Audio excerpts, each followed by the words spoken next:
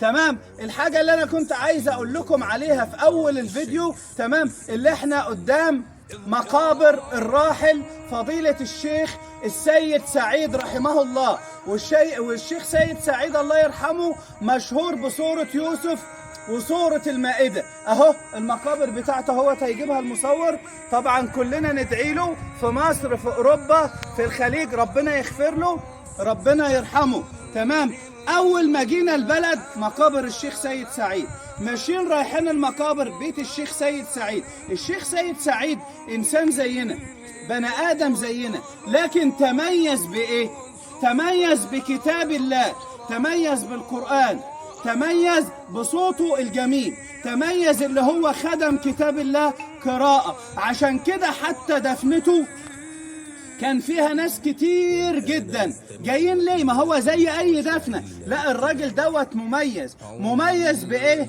مميز بالدين، مميز بالقرآن. فاللي انا بقوله دوت عايز اوصل لك انت يا ساحر، يا دجال، يا مشعوذ، يا صاحب القلب الاسود، يا سلفة، يا حما، يا عمة، كلكم هتموتوا وهتدفنوا. بس في فرق بينكم وبين الشيخ سيد سعيد. هنقول للشيخ سيد سعيد الله يرحمك، وهنقول للساحر الملعون الدجال، سواء بقى مربي لحيته وبيجي يخدع الناس، صاحب القلب الاسود، السلفة اللي بتتباهى اللي هي بتعمل اسحار، الحما اللي بتعمل لاولادها وبتفرق بين ولد وولد، العمة مرات الخال، مرات العم. بنقول اللي احنا هنعدي على قبرك ونقول ربنا يولع لها في قبرها، فانت سمعة، انت سيرة. تمام. النبي صلى الله عليه وسلم عدت عليه جنازة، تمام، فالصحابة قالوا عليها كلام خير، فقال صلى الله عليه وسلم وجبت. عدت جنازة تانية فقالوا عليها كلام شر، فقال وجبت. فالصحابة استغربوا، والصحابة عايزين يتعلموا وعايزين الرسالة دي توصل لنا احنا. تمام. فقالوا ما وجبت يا رسول الله؟ قال أثنيتم على الأولى خيرا.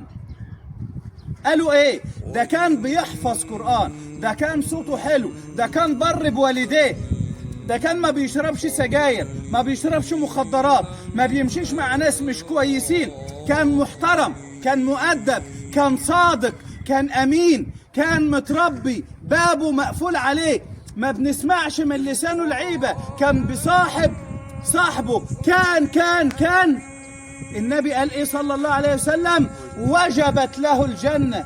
طب والتاني؟ أثنيتم على الثانية شرا. كان حبسجي، كان سرسجي، كان دجال، كان شمال، كان مربي اللحية ديت ومن وراها بيعمل حاجات تانية معروفة، كان بيشرب مخدرات، كان بيتاجر في المخدرات، كان ديلر، كان بيصحب البنات، كان بيعمل كل المعاصي والموبقات.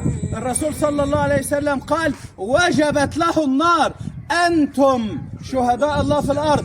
فنشهد للشيخ سيد سعيد، نحسبه والله حسيبه، اللي صورة يوسف في ميزان حسناته، وكلنا بنحبها من صوته. ربنا يغفر له وربنا يرحمه وربنا ينور له قبره، وربنا يرحم موتانا وموتى المسلمين وينور قبورهم. فاحنا عايزين نبقى رسالة في الدنيا، يا اما رسالة خير ونخش الجنة، يا اما والعياذ بالله ناس تانية رسالتها شر، سحرة ودجالين ومجرمين وبيأذوا الناس، منافقين، غيبة ونميمة. ربنا يحفظنا منهم ومن شرهم. بحبكم في الله.